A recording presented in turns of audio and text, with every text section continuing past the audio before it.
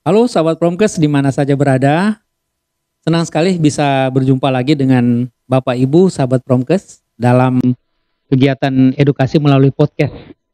Dan saat ini kita akan menghadirkan seorang narasumber yang kami sebut dengan hormat Dr. Sienti Gasper, spesialis kulit dan kelamin yang telah berkenan bersama-sama dengan kita di studio Promkes saat ini. Selamat siang, Dok. Selamat siang, dokter. Senang sekali, Dok, bisa ketemu di studio Promkes saat ini. Saya juga senang bisa hadir di sini. Terima kasih, Dok. Terima kasih, Dok. Sahabat Promkes, kita akan membicarakan salah satu penyakit ya di bidang kulit terutama, yakni tumor jinak yang berhubungan dengan paparan sinar matahari, terutama pada orang tua. Jadi topik yang tentu saja mungkin masih jarang Bapak Ibu dengar ya dalam kegiatan podcast seperti ini, dan kita bersyukur karena kita kedatangan seorang ahli ya, seorang spesialis kulit dan kelamin yang tentu berkompeten untuk membicarakan mengenai topik ini. Dan kita tidak akan berlama-lama, kita akan langsung masuk pada pertanyaan yang pertama, yaitu apa sih yang dimaksud dengan tumor jinak, terutama tumor jinak pada kulit. Silakan. Terima kasih, dokter. Baik. Per definisi kalau dari tumor itu kan artinya suatu benjolan.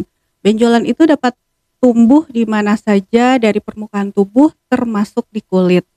Biasanya kalau tumor jinak itu pertumbuhannya lambat dan biasanya tidak ada keluhan apa-apa. Itu yang biasanya membuat pasien itu terlambat untuk bukan terlambat sih ya, tidak terlalu memperhatikan adanya suatu perubahan di kulitnya, sehingga nanti pada saat datang itu biasanya benjolannya sudah lebih besar atau kadang-kadang sudah lebih banyak, baru pasiennya mulai mencari pengobatan. Ya baik, Dok, terima kasih. Berarti, Dok, sebetulnya ada pada titik tertentu banyak yang tidak menyadari ini, Dok, ya. Iya, kurang aware tadi dokter iya, katakan. betul. Ya, Dok. Jadi memang mungkin ini juga ya akan menjadi pertanyaan dari Bapak Ibu sahabat Promkes ya. Bagaimana sih sinar matahari kan yang selama ini kita kenal sangat bermanfaat ya untuk kesehatan, ada kaya dengan vitamin ya.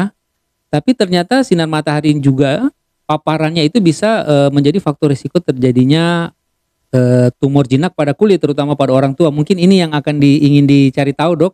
Bagaimana sih sinar matahari ini kemudian bisa menjadi faktor risiko terhadap munculnya tumor jinak pada kulit ini, terutama pada orang tua, Dok. Ya, silakan, Dok. Tumor jinak itu sendiri sih, paparan matahari itu bukan faktor utama. Kadang ada juga faktor genetik ya. Jadi biasanya berbarengan gitu. Jadi ada genetik juga, terus paparan sinar matahari. Nah, paparan sinar matahari ini kan dia bukan hanya pada saat usia tua kena matahari terus langsung dia timbul suatu tumor gitu, tidak. Biasanya itu akumulasinya mungkin dari usia muda itu sudah ada, ditambah lagi dengan genetikanya. Jadi sinar matahari itu tuh biasanya dia akan menembus, ada yang menembus hanya cuma di epidermis, ada yang bisa langsung sampai ke dalam kulit lebih dalam. Nah, itu yang akan menyebabkan kerusakan baik yang di permukaan maupun sampai ke dalam kulit. Nah, faktor-faktor itu yang bisa menimbulkan suatu tumor jinak terutama pada pasien yang usianya sudah lebih tua. Berarti ada berbagai macam faktor yang saling berinteraksi, Dok, Iya, ya. Dok. Kalau ada pertanyaan, Dok, apakah semua orang tua dengan paparan sinar matahari akan kena tumor jinak ini, Dok? Sebenarnya tidak juga ya, Dok, ya. Balik lagi ke faktor yang genetiknya itu harus ada, itu biasanya ada juga gitu. Jadi berperan penting itu faktor genetik, kemudian paparan matahari. Nah, paparan matahari itu kan ada yang kita kenanya mungkin tidak terlalu intens, ada yang cuma kadang-kadang saja. Terus kita juga harus memperhatikan pada saat terpapar matahari itu pada jam berapa, karena itu kan intensitas sinar matahari itu berbeda-beda. Ada yang misalnya kalau yang terik sekali mungkin antara jam 10 sampai jam 2 siang. Itu lebih menyebabkan kerusakan kulit sebenarnya, sehingga lebih mempengaruhi untuk kejadian dari tumornya sendiri. Baik, Dok, baik. Terima kasih, Dok. Nah, Dok, selanjutnya, Dok. Ini kan ada paparan sinar matahari pada orang tua kemudian muncul satu keadaan yang disebut dengan tumor jinak ya pada kulit. Apa saja dok yang masuk dalam tumor jinak ini dok? Tumor Jenis-jenisnya mungkin ya tumor silakan. jinak ya. Biasanya sih yang paling banyak itu namanya keratosis seboroid. Itu paling banyak yang kita temukan. Itu biasanya bentuknya tuh bisa berupa apa ya, bercak atau berupa bintil atau bintul, warnanya kecoklatan sampai kehitaman, biasanya tidak menimbulkan gejala apa-apa. Kadang-kadang, karena faktor, kosmetik atau mungkin timbulnya pada apa ya, di tempat-tempat yang sedikit mengganggu pada pasien, misalnya pada pasien yang pakai kacamata misalnya timbulnya di sekitar pelipis, itu yang akan menyebabkan pasien datang. Kemudian ada lagi yang namanya, cutaneous horn atau tanduk kulit, itu bentuknya benar-benar seperti tanduk, jadi dia menonjol ke atas, bentuknya itu, lonjong, lancip, memang benar-benar seperti tanduk. Terus ada lagi yang, cherry hemangioma, itu yang, bentuknya bintil berwarna kemerahan dari pembuluh darah, itu yang paling banyak, sama satu lagi lentigo ya. Lentigo itu biasanya cuman berupa makula aja atau bercak coklat kehitaman di bagian kulit mana saja, terutama tempat-tempat yang terpapar matahari. Wah menarik dok ya, berarti ada bermacam-macam tipe ya dok, katakanlah Iya, seperti itu dok. Nah gini dok, ini kan biasanya kita aktivitas itu kan ada yang memang mengharuskan kita kena sinar matahari secara langsung gitu ya dok ya. Tapi ada juga aktivitas yang katakanlah kena sinar matahari juga tapi tidak secara langsung dok ya. Nah kira-kira resikonya apakah sama atau berbeda dok untuk terkena tumor jinak ini dok? Terutama pada orang tua dok. untuk risikonya sudah pasti paparan matahari, sinar matahari yang langsung itu akan jauh lebih menyebabkan kerusakan, dan, risiko timbulnya tumor jinak itu akan jauh lebih, tinggi ya dibandingkan yang, aktivitasnya tidak terpapar matahari secara langsung. Walaupun faktor genetik tidak bisa dipungkiri itu akan berperan juga yang penting ya Dok ya.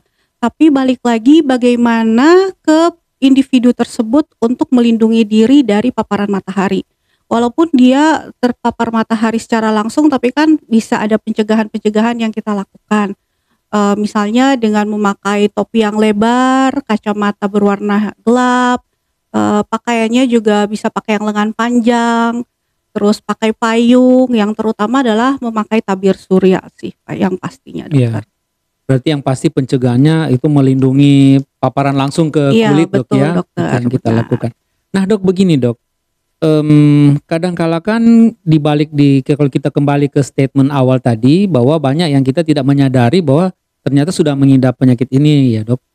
Tapi dok secara teoritik lah katakanlah gejala-gejalanya apa sih dok untuk penyakit seperti ini? Untuk yang awal-awalnya mungkin apa yang harus menjadi perhatian lah untuk kita. Ya, Oke baik. silakan dok. Gejala awalnya sih biasa berupa perubahan warna aja ya di kulit, bisa berupa bercak atau yang paling banyak itu kan namanya juga tumor berarti benjolan.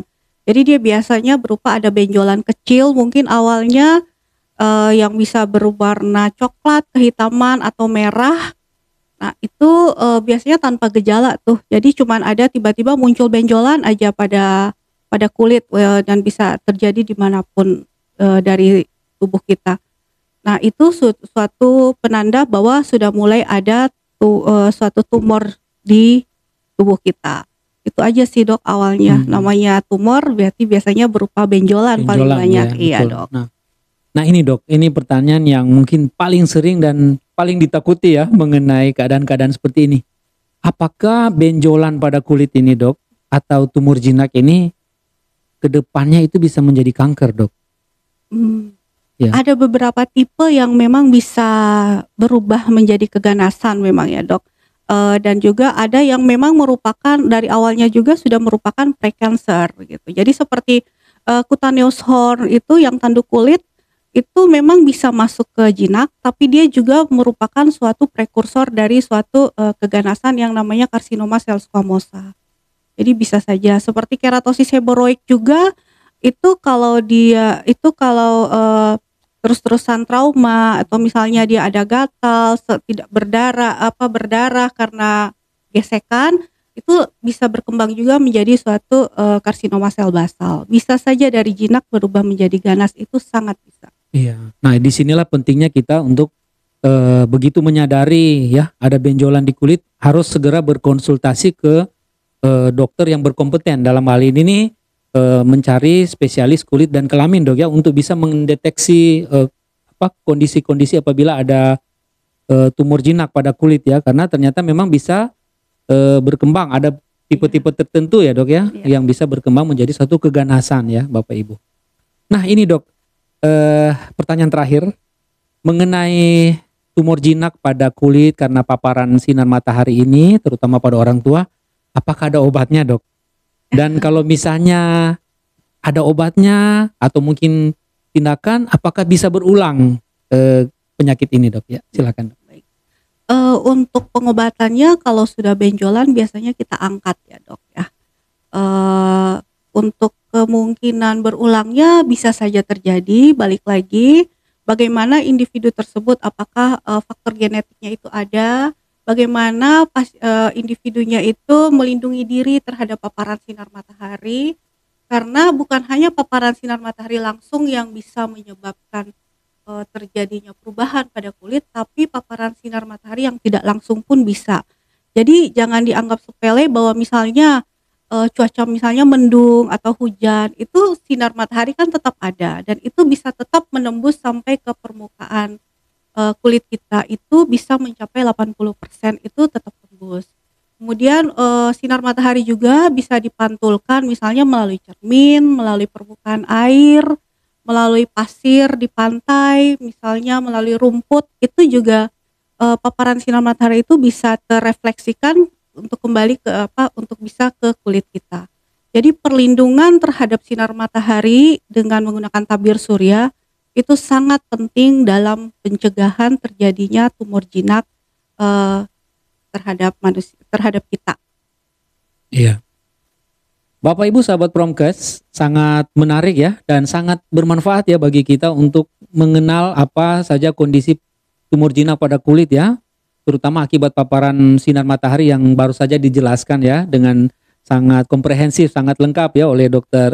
Sienti Gasper, spesialis kulit dan kelamin. Dan kita sudah masuk pada sesi yang paling akhir dari pertemuan kita kali ini, yaitu silakan Dr. Sienti jika ada pesan untuk masyarakat terkait dengan penyakit yang baru kita bicarakan tadi. Silakan, Dok. Baik, sahabat Promkes, sedikit pesan dari saya untuk menjaga dan melindungi kulit kita sedini mungkin, jangan tunggu sampai terlambat. Pergunakanlah tabir surya sebelum beraktivitas di luar ruangan.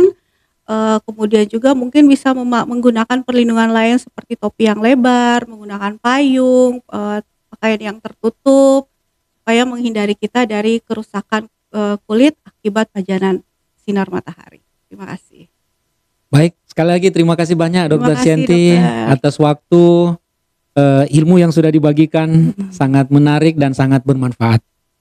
Demikian sahabat Promkes, kita akan jumpa lagi di edisi-edisi selanjutnya. Salam sehat.